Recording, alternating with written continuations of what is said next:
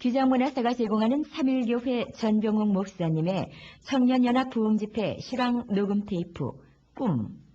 모두 3개 테이프 중에서 두 번째 테이프의 앞면입니다. 이제부터 들으실 은혜로운 말씀의 본문은 디도서 1장 10절로 16절 말씀이며 설교 제목은 은혜를 아는 자가 되라입니다. 크고 놀라운 은혜 받으시기 바랍니다. 디도서 1장 10절부터 마지막 16절까지 말씀 교독하겠습니다. 복종치 아니하고 헛된 말을 하며 속이는 자가 많은 중 특별히 할례당 가운데 심하니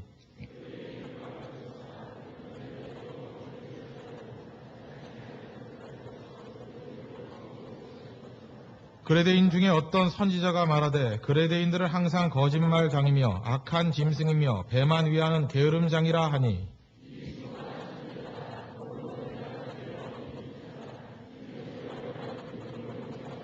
유대인의 허탄한 이야기와 진리를 배반하는 사람들의 명령을 좇지 않게 하려 함이라.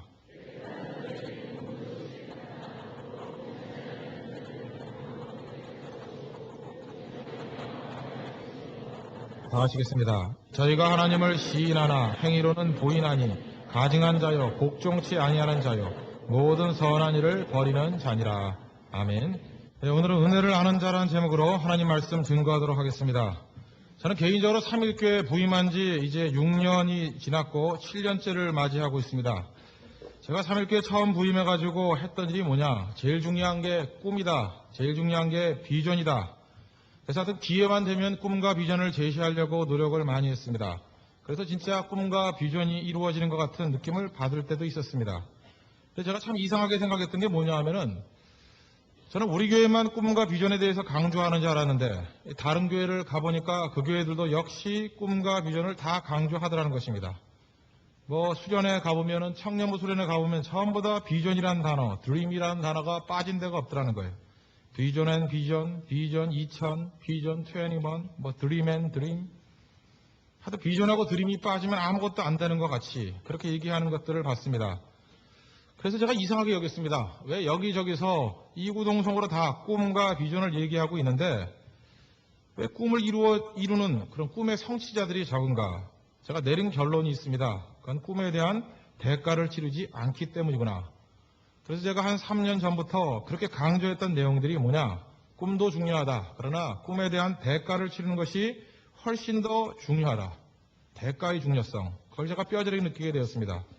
사실상 제가 대가의 중요성에 대해서 깨닫게 됐던 이유 중에 하나는 일전에 제가 로스앤젤레스에 설교를 갔던 적이 있습니다. 가서 식사를 하는데 그중에 어떤 집사님 한 분이 아침 식사를 대접을 했습니다. 어떤 호텔에서 아침 식사를 하는데 8분 정도가 같이 모여서 식사를 했습니다. 그런데 전체적인 분위기가 굉장히 숙연하고 분위기가 참 좋았는데 그날 밥을 사시는 그 호스트 되시는 분이 말씀이 좀 많으신 분이었습니다.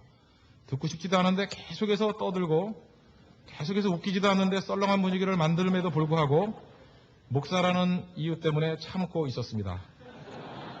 그런데 한참 식사를 하고 있는데 이분이 말씀을 하시는데 이런 얘기를 합니다. 자기는 10년 동안 새벽 기도를 한 번도 빠지지 않았습니다. 저는 다른 소리는 다 귀에 들어오지 않는데 10년 동안 새벽 기도를 열심히 한다. 그 얘기를 듣는 순간에 고개를 들면서 얼굴을 자세히 쳐다봤습니다. 이런 존경할 분이 다 있나. 내가 LA에서 새벽 무릎을 발견했구나. 그렇게 생각하면서 감격스러웠습니다. 근데 그분이 그 다음 말씀하시는 얘기가 이런 얘기입니다. 자기가 10년 동안 열심히 기도를 했는데 기도 제목이 뭐냐. 복권에 당첨되게 해 주십시오. 뭔가 3,000% 빠진다 이런 생각을 가지면서 이상하다고 생각을 했습니다. 근데 그분이 하는 얘기가 계속됩니다. 자기가 10년 동안 계속해서 복권에 당첨되게 해달라고 기도를 했는데 이게 맞는 얘기인지 틀리는 얘기인지 10년 만에 꿈인지 환상인지 하나님이 그분에게 나타났대요. 저는 뭐 그런 걸 믿지는 않습니다. 그런 신비적인 걸 믿지는 않는데 하여튼 그분의 얘기예요. 뭐 나타났는가 보죠 뭐. 나타나서 하나님께서 뭐라 그러냐면 내가 10년 동안 열심히 기도를 하는데 참 좋다. 그런데 기도 제목이 그게 뭐니? 복권에 당첨달라 해달라는 게 기도 제목이 뭐니? 기도 제목이 너무 유치하다. 그런데 네가 10년을 하루같이 열심히 기도하니까 내가 참 부담이 된다. 내가 참 부담스럽다.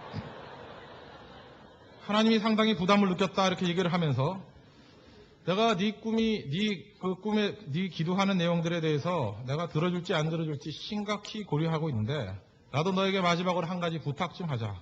복권 좀 사가면서 기도할 수 없니?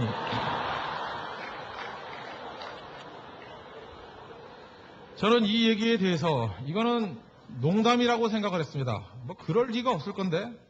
근데 분위기는 너무나 숙연했고 거기 계셨던 모든 분들이 끄떡끄떡 하면서 벌써 여러 차례 들었다는 생각을 가졌다는 거예요. 너무 재밌어가지고 그날 집회를 마치고 숙소로 돌아와서 잠을 자려 그러는데 그 얘기가 생각이 나가지고 잠이 안 와요. 너무 재밌어가지고.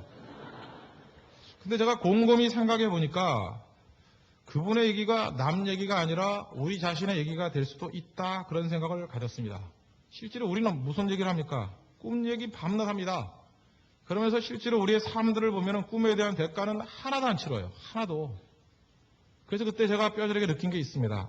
우리 모든 하나님의 종들로 하여금 꿈꾸게 만들자. 그리고 꿈을 성취하기 위해서는 반드시 꿈에 대한 대가를 치르도록 하는 것. 이것이 중요하다. 그런 생각을 가졌습니다. 저한테 목회자 후보생이라 그래서 신학생들이 많이 찾아옵니다. 뭐 다 그런 건 아니지만 많은 사람들이 이런 질문을 가지고 옵니다. 목사님, 설교 잘하는 21세기를 뒤집어엎는 사람이 되겠습니다. 그러면서 설교 잘하는 사람이 되는 방법이 뭐냐요? 그래서 제가 묻습니다. 일주일에 책을 얼마나 읽고 계십니까? 한 달에 책을 몇 권이나 읽고 계십니까? 근데 그분 얘기가 그래요. 자기는 직통파기 때문에 책 같은 거는 안 보고 하나님께로부터 직접 받은 걸 가지고 증거한대요. 그래서 저한테 죽도록 맞고 가죠. 그래가지고 무슨 훌륭한 설교가 될 수 있겠습니까? 대가를 치러야죠, 대가를. 제가 설교학 시간에 들었던 얘기인데 어떤 목사님께서 항상 자랑이 그거였다 그러죠. 자기는 설교 준비 하나도 안 하면서도 설교 잘한다고. 자기는 설교 준비를 사택에서 교회 오는 사이에 다 한다고. 하도 이러고 다니니까 그 다음에 당회에서 결정을 내렸다 그러죠. 사택을 멀리 이사 보내는 걸로. 어떻게 준비 없이 잘할 수 있습니까? 대가 치르지 아니하고. 있을 수 없는 일이라는 거예요. 그런데 우리는 마치 믿음이 좋은 것이 아무것도 안 하는데 하나님께 기도만 했더니 주님께서 모든 것을 다 이루어 주셨다. 이러는 이상한 논리를 가지고 그런 괴상한 균형도 다 깨진 논리를 가지고 믿음 좋은 거다. 그렇게 생각하는 경우가 많이 있더라는 거예요. 교회를 부흥시키려고 그러면 산꼭대기 올라가서 40일 동안 기도만 하면 되는 게 아닙니다. 그죠? 그 시간만큼 뭘 해야 되죠? 대가를 치르면서 책도 읽어야 되고 상식도 쌓아야 되고 필요할 땐 공부도 해야 된다는 것입니다. 우리나라에 한동안 한 5년 내지 한 10년 정도 굉장한 선교 열풍이 불었습니다. 그래서 조금 예수를 조금 잘 믿는다는 사람들 꿈이 뭐냐 그러면 다 선교사가 되는 거. 그리고 어떤 선교단체 영향인지 모르지만 전부 다 그것도 전문 선교사, 전문인 선교사, 텐트 메이커가 되는 게 꿈이다. 뭐 이런 식의 얘기들을 많이 합니다. 일주일에도 저희 교회 2사람 내지 한 3사람 정도는 꼭 이런 사람이 지방에서 올라옵니다. 하여튼 지방에 이런 사람이 많아요. 꼭 올라와가지고 그래요. 얼굴이 벌개져가지고 중국이 나를 부른다. 모슬렘이 나를 부른다. 얘기 시켰다간 큰일 납니다. 그죠? 그냥 그 사람 하는 얘기 다 들어야 돼. 30분 동안 침 튀겨가면서 얼굴이 벌개져가지고 얘기를 합니다. 저는 다 듣고 난 다음에 딱 한 가지 질문을 합니다. 형제는 토플 성적이 몇 점인가? 형제는 토익 성적이 몇 점인가? 그러면 그 뜨겁게 얘기하던 형제가 그때부터 기가 팍 죽어서 죽을 죄를 졌습니다. 그러더라는 거예요. 여러분 선교사가 되려고 그럴 때 가장 기본적인 게 어학 아닙니까? 어학? 어학에 생기초도 안 돼 있고 무슨 선교사가 돼요? 그럼 개꿈에서 깨라고요. 그죠? 영어도 안 해놓고 선교사가 돼요? 중국어 얼마나 하냐 물어보면 중국 가서 배우겠다 그러고 아랍어 얼마나 하냐 그러면 아랍 가서 배우겠다 그러는 이런 한심한 족속 때문에 나라 꼴이 안 됩니다. 여러분 매년마다 뭐 2년마다 한 번씩 선교 한국 그런 데 하잖아요. 가면은 뭐 5,000명씩 6,000명씩 모여가지고 선교사로 헌신할 사람 그러면 적어도 3,000명 4,000명이 벌떼같이 일어납니다. 그 중에서 나가는 사람이 몇 명이나 되겠어요. 여러 가지 이유도 있겠지만 준비가 안 돼 있어요. 준비가. 제가 볼 때는 정 겸손하게 하나님 나라의 문지기가 되겠습니다. 이래야 될 사람이 자기가 나가가지고 싸우겠대요. 여러분 준비 안 된 사람이 뭐로 싸우겠습니까? 그러면서 항상 정가의 보도같이 들고 나오는 말씀이 고린도전서 1장의 말씀. 하나님께서는 뭐 지혜 없고 약하고 보잘것없는 사용하신다. 그건 그 사람이 아니에요. 준비 안 된 사람하고 그 사람하고는 다른 사람인데 이 사람은 원초적으로 머리가 나쁘기 때문에 이해를 못하는 거예요. 이해를. 그래서 우리 한국교회 문제가 뭐냐? 대가를 치르는 겁니다. 특별히 젊은이들 대가를 치러야 됩니다. 지금 이렇게 찬양하거나 뭐 기도할 때 보면은 세상 다 뒤집어 엎을 것 같지요. 세상에서 이렇게 믿음 좋은 청년들이 어디 있습니까?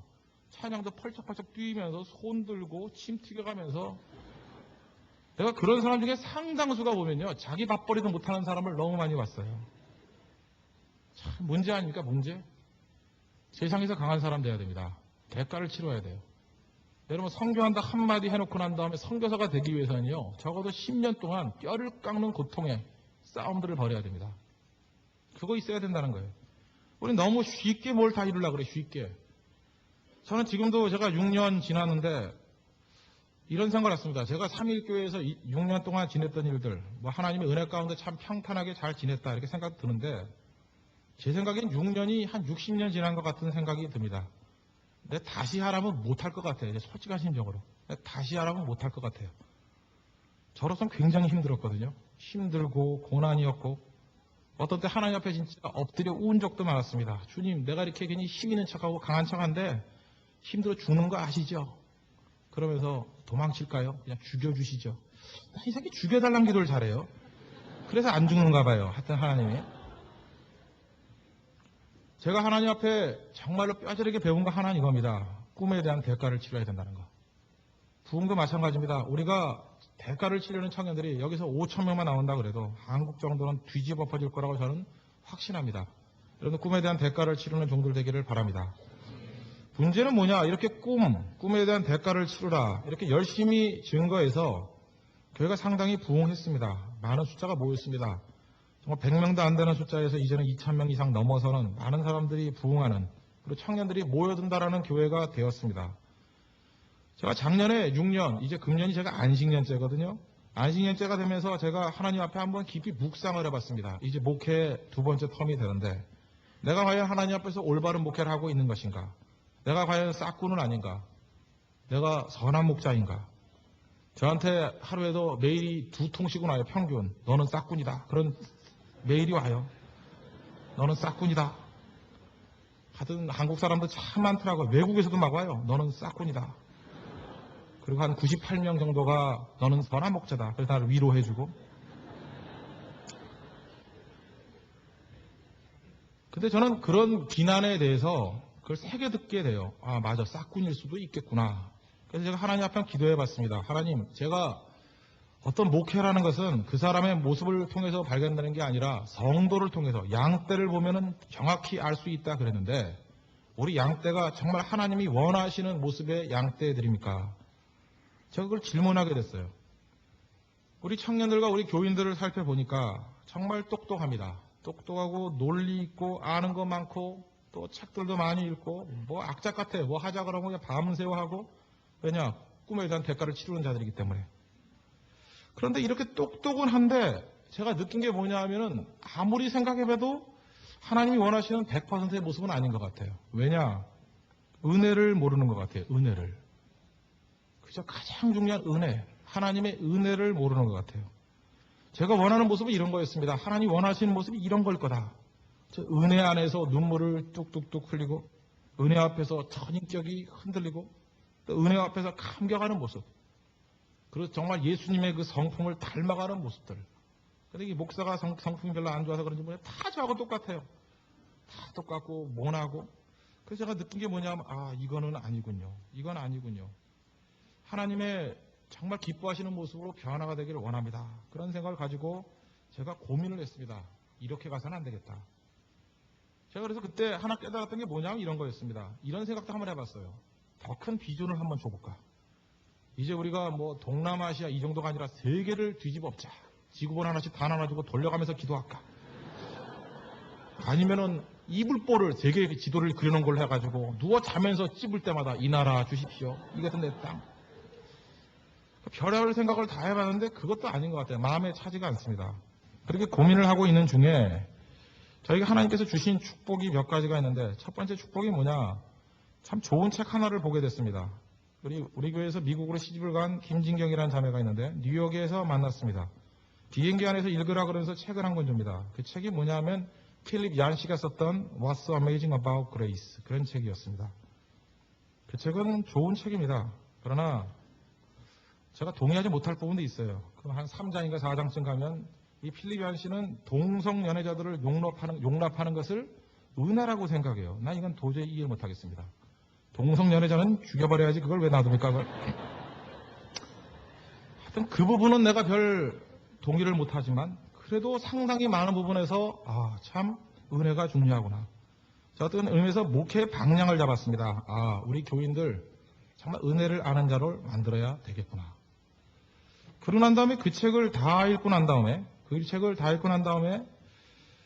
그 다음에 묵상을 하고 있는데 우편 배달이 하나 왔습니다. 그게 뭐냐면 제가 작년 99년 8월 달에 오카노 목사님께서 그 회장으로 계신 교회갱신협의회라는 게 있습니다. 거기 가서 제가 2시간 동안 강의를 했는데 강사에게 준다고 전체 강의 테이프를 저에게 보내왔습니다. 제가 다 듣진 않았고 제일 마지막 테이프가 오카노 목사님의 폐입의 설교더라고요. 그거를 그냥 테이프를 꽂아놓고 들었습니다.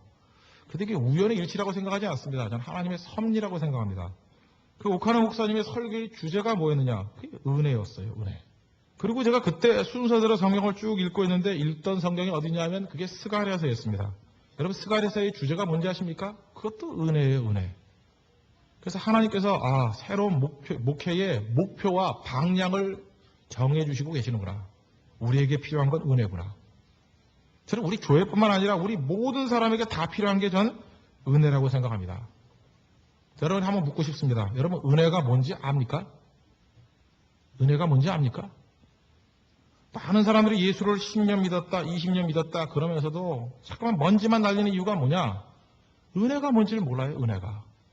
은혜가 뭔지를 모르니까 밤낮 싸우려고 그러면 모르고 투쟁만 하려고 그러고 좀 알량한 거 이루면 교만해지고 못하면 좌절하고 그래서 바싹바싹 말라가지 않습니까?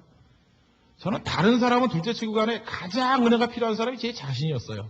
저는 은혜 없이는 하루도 못 살아가겠어요. 은혜가 우리 성도의 가장 큰 재산이라는 것입니다.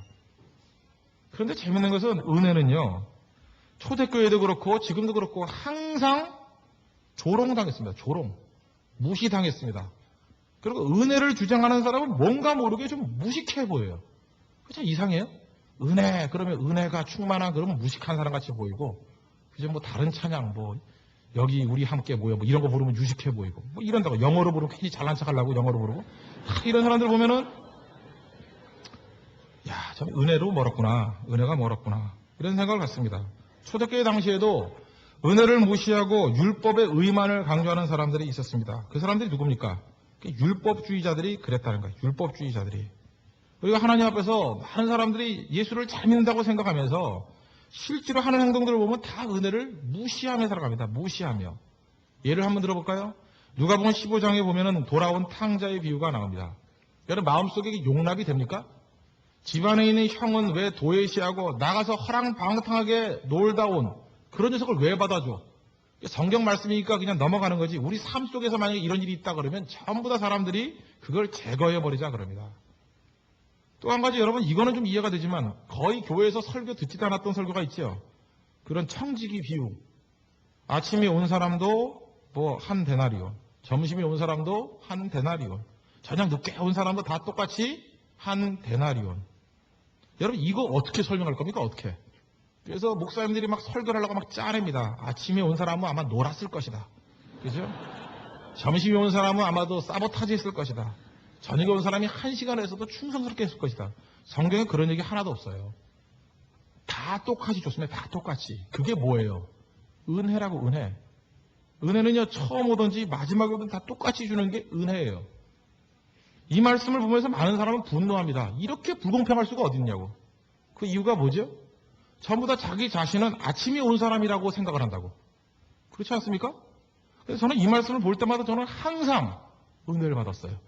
왜냐하면 저는 저녁 늦게 온 사람 같았거든요. 항상. 저는 여러분들이 어떻게 볼지는 모르지만 지금에 조금 거룩해 보일지 모르지만 제가 평신도일 때 아무도 저를 목사가 될 사람이라고 생각하지 않았습니다. 제가 목사가 되겠다고 우리 담임 목사님한테 갔더니만 안 된다 그러고 장로님들도 반대하고 한국교계 장래가 암담하다느니 경건의 모양이 없다느니 제가 별의별 소리를 다 들었습니다. 저는 진짜 그렇게 살았던 것 같아요. 제가 뭐 방탕하게 살지는 않았지만 저는 굉장히 자유롭게 살았습니다. 자유분방하게 살았고 어떻게 보면 좀 외식스럽게 살아가는 사람들에 대해서 분노심이 있었어요. 그래서 제가 막 직선적으로 얘기도 많이 하고 부딪히기도 많이 하고 그랬던 사람이었습니다. 그래서 제 자신이 저는 죄인이라는 걸 너무 잘 알기 때문에 이런 말씀을 볼 때마다 나는 저녁에 온 사람이다. 근데 하나님께서 품어주시니 얼마나 은혜인가. 저는 신학 대학도 나오지 않았습니다. 전 경영학이었습니다. 경영학. 신학의 신자도 잘 모릅니다. 뭐 잘 몰라요. 그래 무식하면 용감하다고 지금 무식해서 용감하게 뛰고 있는데 전혀 목사로서 갖춰야 될 것들을 못 갖췄는데 하나님이 사용하시잖아요. 그래서 목사로 세워주셨잖아요. 저는 제가 목사가 됐다는 사실 자체만 해도 너무나도 눈물 날 정도로 감사를 드립니다. 은혜의 은혜. 저는 하나님의 은혜라고 생각합니다. 많은 사람들은요 이렇게 생각합니다. 은혜의 원리를 가지고 이 땅을 살아가기보다는 그냥 인과응보의 원리, 공평의 원리 그렇게 살아가면은 사람들이 안도해요. 교회에서도 마찬가지입니다. 모든 걸 공평하게 다 하자. 그래서 제가 제일 싫어하는 게 뭐냐 하면은요 어떤 연합단체라든지 이럴 때 되게 돌아가면서 하는 거 있죠. 돌아가면서 나눠 먹기를 하는 거. 제가 이제까지 어떤 단체를 봐도 돌아가면서 하는 사람들 치고 나눠 먹기를 한 사람 치고 강력한 데를 본 적이 없어요. 미국은 민주주의 국가라 그러죠. 그러나 미국의 원리 중에 하나가 뭔지 아십니까? 탑 퀄리티에 있는 사람들이 많을 때는 돌아가면서 하자는 거예요. 똑같은 수준에 있는 사람, 탑 퀄리티에 있는 사람들이 많으면은 그 사람들이 나눠서 하는 거예요. 그러나 탑 퀄리티에 있는 사람이 만약에 한 사람밖에 없다 그러면 그 사람이 종신도 할 수 있습니다. 종신도. 미국의 FRB라고 들어봤죠. 연방 준비위원회인가요? 거기에 앨런 그린스펀이라는 사람이 있지 않습니까? 74세. 한국 나이는 76세 할아버지입니다. 벌써 15년인가 16년인가 계속해서 미국 FRB를 지금 주도하고 있지 않습니까? 실제로 미국 경제를 움직이는 사람이 누구냐 그러면 앨런 그린스펀이라고 그러지 않습니까? 변함이 없습니다. 왜요? 그린스펀을 능가할 인재가 미국엔 없다고 생각하니까 공화당 정부가 되든 민주당 정부가 되든 그 사람을 인정해 주더라는 거예요. 저는 그 원리가 바로 뭐냐? 그게 은혜라고 생각해요. 은혜. 그죠? 은혜. 돌아가면서 하는 게 아닙니다. 되는 사람에게 주는 것. 그죠? 품어주는 것. 우리가 이 원리를 제대로 알아야 된다고 저는 생각을 합니다. 근데 우리는 어떻게 생각합니까? 모든 게 다 공평해야 된다는 거예요. 모든 게 다 똑같아야 되는 거예요. 돌아가면서 해야 된다는 거예요. 그래가지고 악한 놈은 죽여야 되고 선한 놈은 살려야 되고 교회에서도 마찬가지입니다. 힘인 자는 살려야 되고 연약한 자를 얼마든지 꺾어버릴 수 있어야 되고 교회에서 예수 잘 믿는 사람들은 품어주고 껄렁껄렁한 녀석들은 쫓아내도 되는 거예요. 그러니까 교회 안에 어떤 일이 벌어집니까? 전도가 안 돼요. 탐나 잘 믿는 척하는 사람도 앉아있지 예배 분위기 한 30% 정도는 껄렁껄렁한 사람이 있어야 되거든요. 예수 처음 믿는 사람. 그럼 이렇게 조용할 수도 없지요. 막 소란해야 되고 하품도 좀 해야 되고 그죠? 중간에 왔다 갔다 하는 사람 나와야 되고 그거에 대해서 상처받을 필요 하나도 없어요. 불신자들이 이렇게 많이 왔구나. 그런 마음을 가져야 된다는 거예요. 은혜의 원리입니다. 은혜의 원리. 이 세상에는 결국은 두 가지 세계관을 가지고 살아갑니다. 중요한 가치가 뭐냐? 첫째는 은혜의 원리가 하나 있고 또 하나는 정의의 원리가 있습니다. 이 은혜의 원리와 정의의 원리를 제일 잘 보여주는 프랑스의 두 명의 작가가 있죠. 한 사람은 빅터 위거고 또 한 사람은 알렉산드로 듀마입니다. 빅터 위거가 썼던 작품 우리가 잘 알고 있습니다. 레미 제라블이라고 장발장이라고 그럽니다. 장발장의 스토리가 어떻습니까? 빵 하나를 훔친 죄로 19년 동안 중노동을 합니다. 여러분 아무것도 아닌 범죄를 가지고 19년 동안 중노동을 하면 누구나 인간성이 파괴되게 되어 있습니다. 장발장이 사나운 죄수가 되어 갑니다. 그래서 19년 만에 출소를 합니다. 이제는 아마 프랑스에서는 죄수 신분증을 아마 갖고 다녀야 됐던 것 같아요. 그러다 보니까 아무도 받아주지 아니하고 재워주지도 않습니다. 나흘을 그냥 어두운 방길을 헤맵니다. 그러다가 어느 날 아주 친절한 신부님의 자비로 말미암아 잠자리에 들게 되죠. 근데 자다가 목이 말라서 그런지 나오다가 찬장을 뒤져보니까 거기에 번쩍번쩍 빛나는 은잔이 있습니다. 갑자기 힘이 생겨가지고 그 은잔을 훔쳐가지고 가슴에 품고 어둠 속을 향해서 도망치기 시작합니다. 그런데 이 장발장에게는요, 그를 쫓아다니는 형사 자베르라는 사람이 있었습니다. 이 자베르는 어떤 철학을 갖고 있었느냐? 한 번 죄인은 영원한 죄인이다. 전과자는 변화될 수 없다. 이 사람은 철저하게 정의의 원리로 똘똘 뭉친 사람이었습니다. 밤중에 이 장발장을 잡아서 가슴을 열어보니까 거기 은잔이 나왔습니다. 이제 증거를 잡았다. 끌고 옵니다. 그랬더니 그 신부님께서 앞뒤 정확을 눈치를 채가지고 이렇게 얘기합니다. 아주 반갑게 얘기하면서 잘 오셨습니다. 내가 기다리고 있었습니다. 다행입니다. 제가 은장과 함께 이 촛대까지 주었는데 촛대는 두고 가셨군요. 이제는 누가 참 입장난처해졌습니까? 이 자베르가 입장난처해져가지고 돌아가게 되고 그날로 장발장이 삶이 변화가 되고 무너지게 되었습니다. 저는 이게 은혜라고 생각합니다. 은혜. 나중에 정의밖에 모르던 형사 자베르, 장발장의 도움으로 목숨을 건졌는데 이 사람은 그걸 자기가 받아들일 수가 없었어요. 그래서 나중에는 강물에 빠져서 자살하지 않습니까? 저는 우리 한국교회에도 이 빅터 리거 같은 극작가가 좀 많이 나왔으면 좋겠습니다. 탐난 거짓말 이런 거나 쓰는 사람 나오지 말고 좀 빅터 리거 같이요. 하나님의 말씀의 원리를 가지고요. 좀 시나리오도 만들어야 되고 소설도 써야 되고요. 얼마나 더 강력한 힘이 있습니까? 빅터 리거는 하나님의 은혜가 뭔지를 명확히 간파하고 그것을 문학으로 표현한 사람입니다. 이거 따라야 된다는 거예요. 반면에 알렉산드로 듀마, 그 사람의 대표적인 작품은 몬테크리스토 백작입니다. 이 몬테크리스토 백작도 비슷한 스토리죠. 한 피해자가 자기에게 누명을 씌운 네 사람에게 탈옥해가지고 차례 복수하는 얘기 아닙니까? 하나씩 복수를 해요. 그래서 이 몬테크리스토 백작을 읽어보면은 느낌이 그렇습니다. 꼭 콩쥐팥쥐 보는 것 같고, 춘향전 보는 것 같고, 흥부와 놀부 보는 것 같습니다. 주제가 뭐예요? 권선징악. 시원하죠? 이런 권선징악의 내용들을 보면 사람들의 마음 가운데 카타르시스가 생깁니다. 그런데 감동이 없어요. 왜? 세상의 논리는 정의이기 때문에.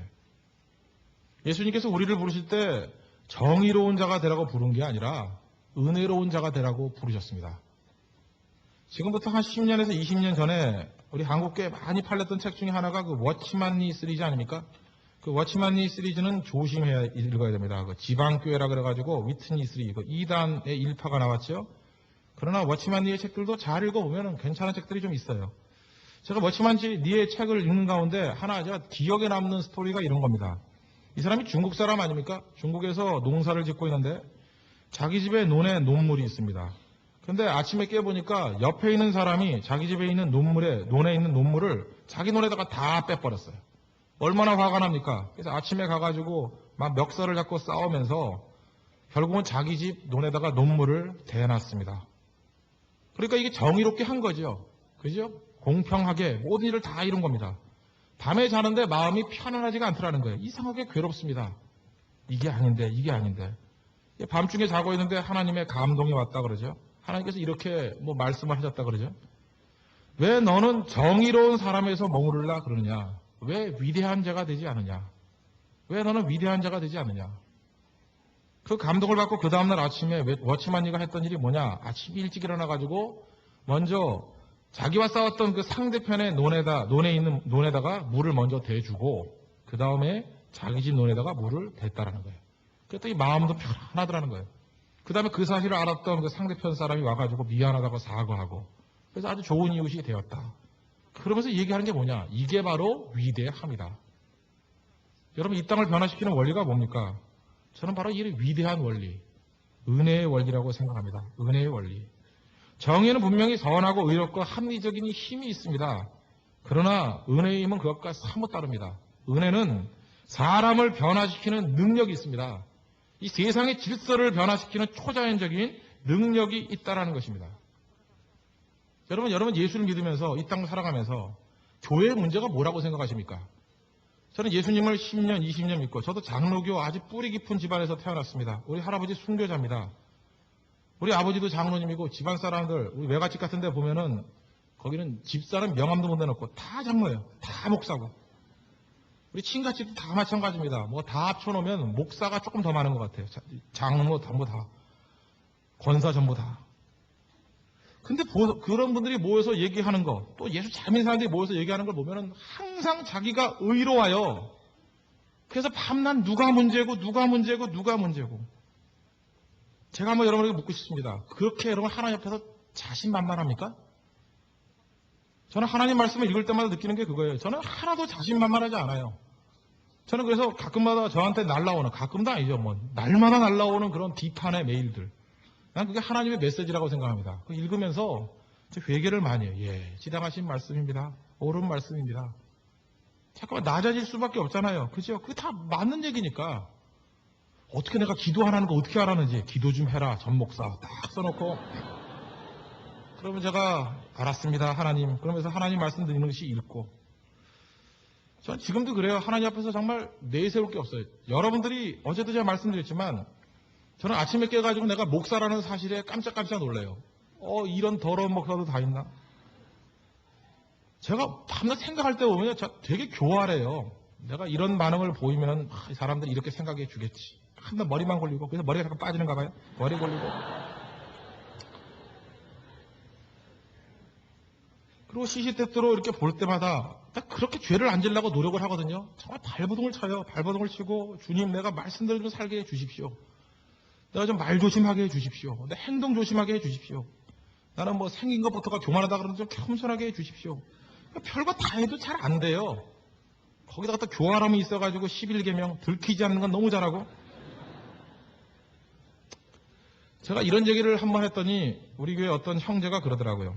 저한테 와가지고 그래도 목사님이 저희보다는 그래도 나은 삶 아닙니까? 그래서 새벽 기도도 나오고 뭐 열심히 하고 뭐 그래도 기도도 하고 우린 죄 더 져요. 뭐 그러더라고요. 또 들어보니까 또 그것도 일리가 있어요. 그래 맞다. 근데 우리가 그렇게 얘기하는 이유가 뭐냐 하면 그런 불안남 같은 녀석하고 비교하니까 조금 나은 것 같지. 하나님의 기준으로 볼 때 그게 50보 100보죠. 도토리 키재기라는 거예요. 도토리 키재기. 우리가 하나님 앞에서 참된 부흥을 이루기 위해서 해야 될 일이 뭐냐. 우리 목사로부터 시작해서 우리 모든 성도들 좀 죄인의식 가져야 된다고 생각합니다. 우리 다 좀 무너져야 됩니다. 우리가 누구를 비난합니까? 누구를. 누가 잘못했다고 얘기할 거예요. 우리가 좀 더 겸손해지고요. 좀 더 낮아지고 좀 더 상대를 나보다 좀 낮게 여길 줄 아는 그리고 하나님의 은혜를 참여하는 나 같은 죄인 살리신 주 은혜 놀라와 이 고백이 있는 우리 하나님의 종들이 돼야 될 줄로 확신합니다. ETF의 앞면 끝부분입니다. 뒷면에는 디도서 1장 10절로 16절 말씀을 가지고 삼일교회 전병욱 목사님이 은혜를 아는 자가 되라 라는 제목으로 설교한 말씀이 이어지겠습니다. 계속해서 많은 은혜 받으시기 바랍니다. 감사합니다.